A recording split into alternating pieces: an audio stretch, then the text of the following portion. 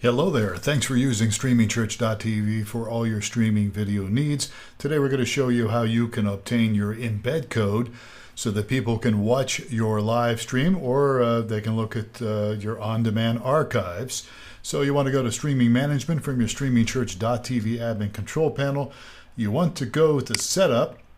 When you click Setup, you're going to see places like encoder settings and all that, but we want embed code. So click embed code, and this is where you can get a clean copy of your embed code for your website. So what you want to do is copy and paste this. Now there's multiple codes here for different things, and there's even some CSS code that you might need to use to make your platform more responsive.